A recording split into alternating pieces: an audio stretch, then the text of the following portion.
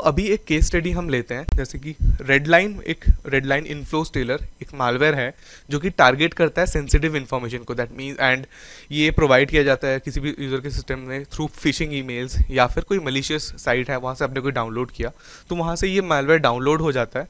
And ये जो भी यूज़र का सेंसिटिव डेटा होता है, जैसे आप ब्राउज़र पे जाके अपने पासवर्ड सेव करते हो या फिर कोई भी आपकी जो फॉर्म्स की ऑटोफिल आती है, वो सब डेटा ब्राउज़र स्टोर अपने सिस्टम में ही करता है, आपके कंप्यूटर में ही वो डेटा स्टोर होता है। सो रेडलाइन मालवेयर क्या करता है, उन डेटा को लीक करने का ट्राई करता है and it is typically spread through phishing emails. So अभी इस केस स्टडी में हमारा गोल है कि हम एग्जामाइन करेंगे इस रेडलाइन नेटवर्क का पैकेट कैप्चर फाइल जो हमारे पास है, उस ट्रैफिक को हम लोग एनालाइज करेंगे वायरशार्क यूज़ करके एंड हम आइडेंटिफाई करेंगे कि रेडलाइन मालवेयर वहाँ पे प्रेजेंट था या नहीं। हम उसके एविडेंसेस कलेक्ट करेंगे। एंड रेडलाइन मालवेयर के बारे में आपको अगर और पढ़ना है तो आप इस ब्लॉग को जाके रीड कर सकते हो, हमने लिंक अटैच कर दिया है। इसके अलावा जो पीकैप फाइल हमने यूज़ किया है यहाँ पे एनालाइज करने के लिए, वो पीकैप फाइल का भी लिंक हमने मेंशन कर दिया है। इनफैक्ट जो भी पीकैप फाइल्स हमने यूज़ किया है इस पर्टिकुलर कोर्स में, उन सबको हमने यहाँ पे गिटहब पे रखा हुआ है। So the first step is कि जो भी पीकैप फाइल आपके पास है उसको हम ओपन करेंगे यूजिंग वायरशार्क। जैसे कि हमें ऑलरेडी पता है, फाइल में जाके हम ओपन पे क्लिक कर सकते हैं। उसके बाद हमें लोकेट करना है कहाँ पे वो फाइल स्टोर्ड है एंड देन हमने ओपन कर लिया। जैसे हमने ओपन कर लिया, इस तरीके से कुछ कुछ हमें अलग अलग प्रोटोकॉल्स के पैकेट्स ऑलरेडी दिख रहे हैं यहाँ पे। इसके बाद आगे जाके मैं सबसे पहले फ़िल्टर अप्लाई करूँगा बिकॉज मुझे कुछ स्पेसिफिक चीज़ें पता करनी है। सो जैसे हमें पता है कि जो रेडलाइन मालवेयर है वो डेटा सेंड कर रहा है अपने एक बॉटनेट पे कनेक्ट करके। सो उसके लिए मैंने सबसे पहले डीएनएस की क्वेरीज मैं देख रहा हूँ कि कौन से आईपी एड्रेसेस पे या कौन से होस्ट्स पे डेटा ट्रैफिक गया हुआ है। सो मैंने डीएनएस पे फ़िल्टर अप्लाई करा एंड यहाँ पे ऊपर तो ठीक है कुछ, बट यहाँ पे मुझे 2 एंट्रीज मिली है जो थोड़ी सी सस्पिशियस है बिकॉज यहाँ पे आप देख सकते हो 623 start.site एंड एक और कुछ something.com है जो कि थोड़ी सी मलिशियस नेम्स है, कुछ थोड़ी अलग सी नेम्स है, राइट। सो अब मैंने क्या किया, मैंने इन दोनों डोमेन्स को, एक वेबसाइट आता है वायरस टोटल, वहाँ पे जाके आप कोई भी ऐसे मालवेयर्स को चेक कर सकते हो। कोई भी आपके पास सॉफ्टवेयर्स है या कोई भी ऐसे लिंक्स हैं, डोमेन्स हैं, आप उनको यहाँ पे एंटर कर सकते हो एंड वो बताता है चेक करके, उसके पास जो डेटाबेस है वहाँ पे वो चेक करके बताता है कि अगर ये मलिशियस है या नहीं। सो यहाँ पे जैसे मैंने पहला जो डोमेन है मेरे पास, उसको मैंने जैसे ही एंटर किया तो आप देख सकते हो यहाँ पे मुझे उसने एक स्कोर दिया एंड बता रहा है कि कौन से वेंडर्स ने उसको एज अ थ्रेट फ्लैग किया है और क्या थ्रेट है। जैसे कि आप देख सकते हो alphamountain.ai ने इसको फिशिंग से मार्क किया हुआ है, उसके बाद फोर्टिनेट ने इसको एज अ मालवेयर मार्क किया हुआ है। तो इस तरीके से पता चल रहा है कि ये जो 2 डोमेन्स है इनमें कुछ प्रॉब्लम्स है। यहाँ पे हम देख सकते हैं कि this domain is use by red line, यहाँ पे हमें दिख रहा है। So that means red line malware का प्रेजेंस हमें ऑलरेडी पता चल रहा है कि हाँ रेडलाइन मालवेयर की एक्टिविटी हो रही है। सो इसके बाद अब बेसिकली वायरस टोटल पे यहाँ से लिंक भी हमने अटैच करा हुआ है, आप जाके चेक कर सकते हो। सो इस तरीके से आपके पास आता है, आप या तो फाइल अपलोड कर सकते हो कोई भी, या फिर यूआरएल अपलोड कर सकते हो एंड वो आपको चेक करके बताता है कि अगर कुछ मैलिशियस है या नहीं।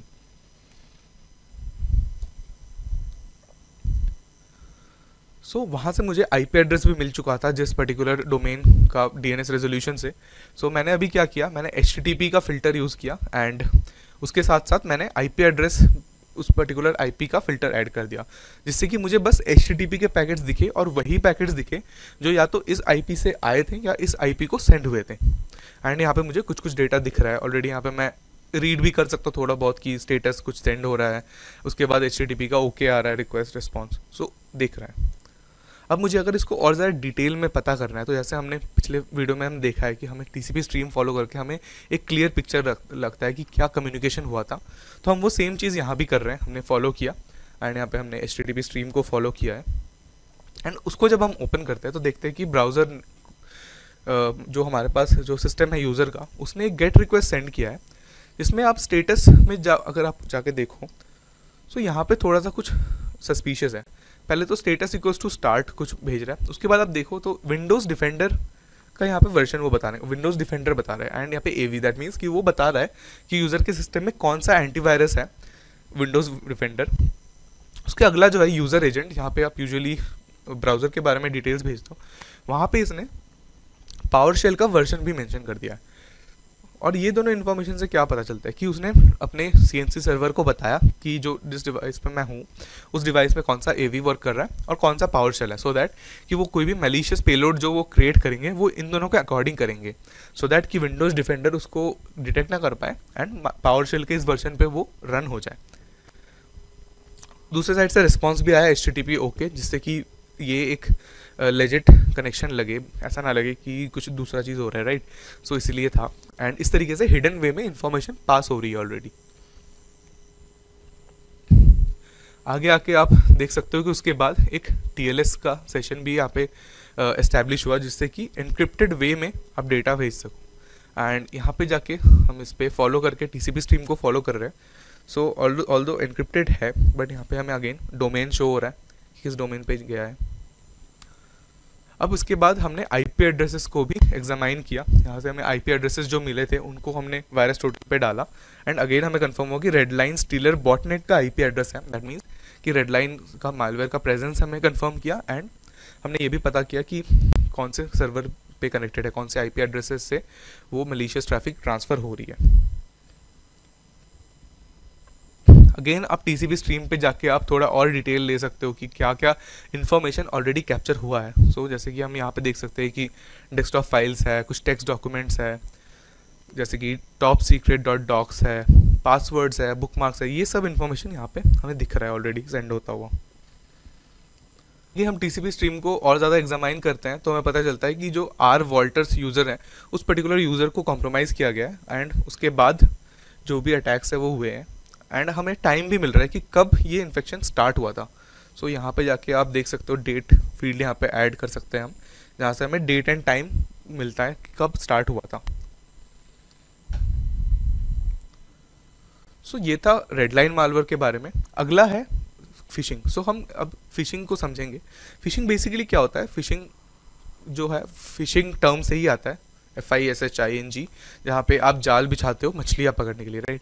सो इसमें क्या होता है बेसिकली इस टाइप का साइबर अटैक है जिसमें अटैकर्स डिस्गाइज करते हैं अपने आइडेंटिटी। दैट मीन्स कि वो ऐसा बन के आते हैं कि वो कोई रेप्यूटेड वेबसाइट है या फिर ऐसा कोई वेबसाइट है जो आप डेली में यूज़ कर रहे हो, एंड उसको यूज़ करके वो आपका ट्रस्ट आपका रहता है उस वेबसाइट पे, एंड फिर वो आपको प्रॉम्प्ट करता है जैसे कि आप अपने क्रेडेंशियल सेंड कर रहे हो या फिर कोई सीक्रेट इन्फॉर्मेशन उनके साथ शेयर कर रहे हो जिसको वो बाद में यूज़ कर सकते हैं।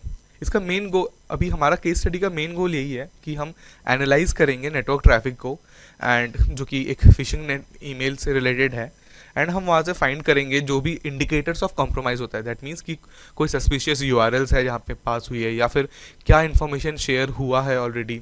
सो उन सब चीज़ों का हम लोग एविडेंस कलेक्ट करने का ट्राई करेंगे। एंड अगेन यहाँ पे हमने PCAP का लिंक मेंशन किया है जिसको आप डाउनलोड करके खुद भी एनालाइज कर सकते हो।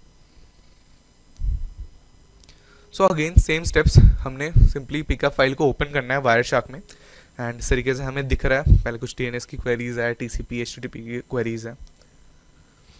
सो उसके बाद हम देख सकते हैं कि हमने DNS का अगेन फिल्टर लगाया जिससे कि पता चले कि कौन से डोमेन्स है, कौन से IP एड्रेसेस है ऑलरेडी।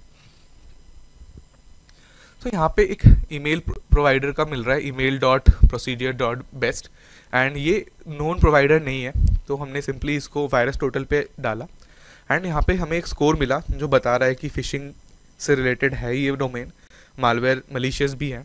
सो इससे हमें पता चल रहा है कि there is something suspicious about this, and यहाँ पे यूज़ हो रहा है कि ये कि फिशिंग ईमेल्स के लिए यूज़ होता है जिससे कि यूज़र अपनी क्रेडेंशियल्स दे और क्रेडेंशियल्स स्टील कर पाए अटैकर्स।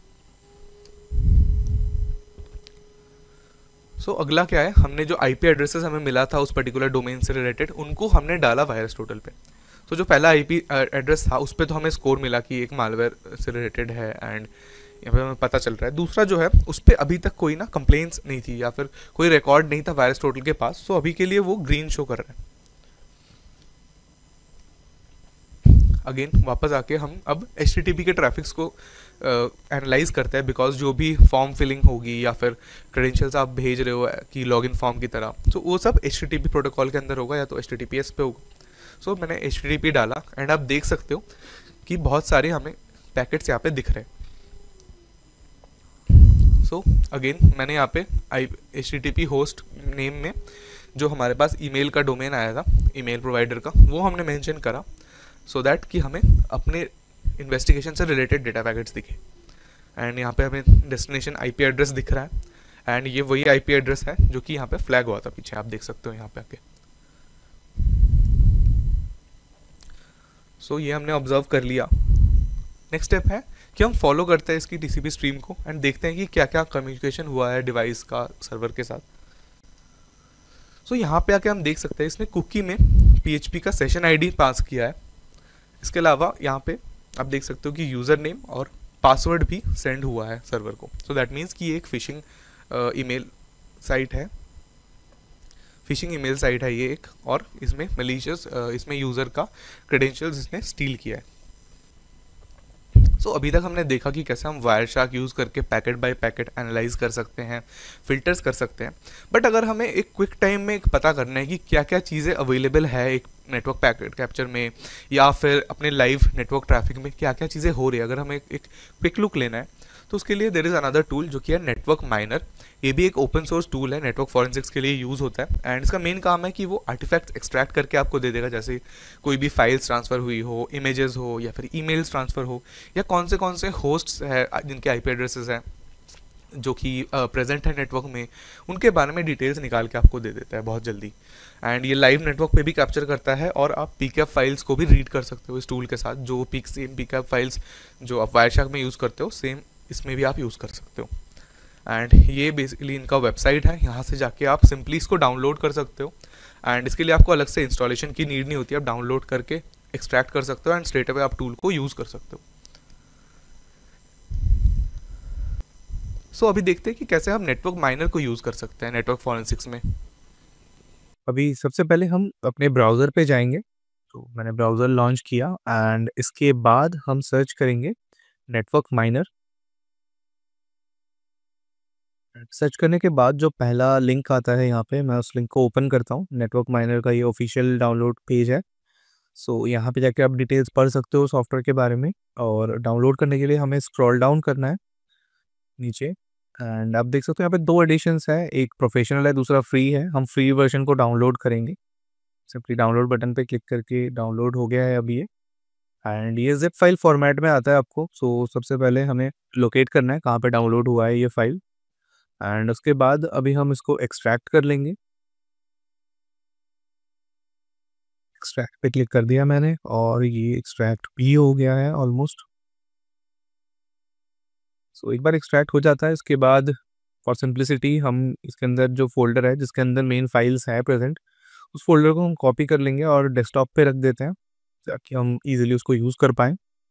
तो अभी मैंने फ़ोल्डर को ओपन करा। यहाँ पे आप देख सकते हो नेटवर्क माइनर एप्लीकेशन फ़ाइल पड़ा हुआ है। इसको हम डबल क्लिक करके लॉन्च कर सकते हैं। इस तरीके का यूआई रहता है, बहुत ही सिंपल, ईज़ी टू यूज़ है। यहाँ पे आप देख सकते हो अलग-अलग टैब्स हैं जहाँ पे आपको अलग-अलग आर्टिफैक्ट्स दिखेंगे। उसके ऊपर आपको चूज़ करने का ऑप्शन रहता है कि कौन-सा नेटवर्क इंटरफ़ेस पे आप लिसन कर सकते हो, बिकॉज़ आप यहाँ पे लाइव नेटवर्क इंटरफ़ेस को भी लिसन करके एनालाइज़ कर सकते हो। एंड उसके ऊपर आपको फाइल बटन पे क्लिक करके आप कोई भी पैकेट कैप्चर फाइल ओपन कर सकते हो। अभी मैंने सिस्टम में 004 web traffic packet capture file को मैंने ओपन किया, एंड थोड़ा बड़ा फाइल है, थोड़ा सा टाइम लगता है इसको 1 से 2 मिनट पहले एनालाइज करने में, पार्स करने में। एंड आप देख सकते हो हर टैब में कुछ कुछ डिटेल्स आ गए। अब सबसे पहला जो टैब है दैट इज़ होस्ट, एंड यहाँ पे आप अलग अलग वे में सॉर्ट कर सकते हो किस तरीके से आपको आउटपुट देखना है। जैसे आप होस्ट नेम से भी कर सकते हो एंड आईपी एड्रेसेस से भी कर सकते हो। बेसिकली ये क्या है, ये आपको शो करता है कि कौन से डिवाइसेस कनेक्टेड है, उनकी आईपी एड्रेसेस आप देख सकते हो, उनका डोमेन नेम आप व्यू कर सकते हो। इस तरीके से प्लस पे व्यू क्लिक करके आप डिटेल्स देख सकते हो हर एक होस्ट के बारे में। जैसे इस होस्ट को मैंने ओपन किया तो यहाँ पे मुझे आईपी एड्रेस दिख रहा है, मैक एड्रेसेस है। इसके अलावा टीटीएल वैल्यू शो कर रहा है, कितने पैकेट्स सेंड करे हैं, कितने रिसीव हुए हैं, कितने सेशंस है, वो सब कुछ हमें दिख रहा है। अगला है फाइल टैब, जहाँ पे सारे के सारे फाइल्स यहाँ पे लिस्ट हो रहे हैं। उसको आप डबल क्लिक करके किसी भी फाइल का नेम, फाइल की MD5 SHA-1 जैसे हैशेस आप देख सकते हो, कौन से पाथ पे वो स्टोर्ड है अभी, क्या फाइल का साइज़ था, एंड उसकी लास्ट राइट टाइम, और उसका आप हेक्सडम्प भी विजिट कर सकते हो इससे।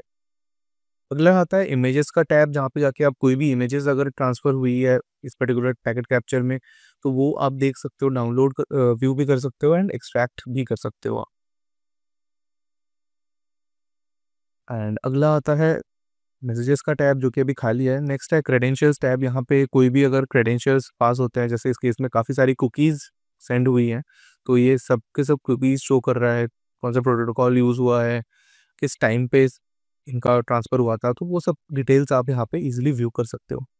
नेक्स्ट एक डीएनएस का टैब है जहाँ पे आपको सबके सब डीएनएस रेज़ोल्यूशंस दिख जाते हैं, कौन से डोमेन्स को एक्सेस किया गया है, उनकी आईपी एड्रेसेस, तो डीएनएस को आप ईज़िली देख सकते हो।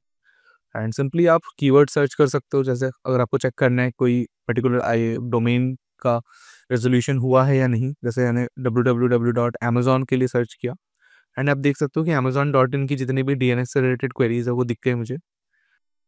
So this is how you can use network minor for analysis. Thank you for watching everyone.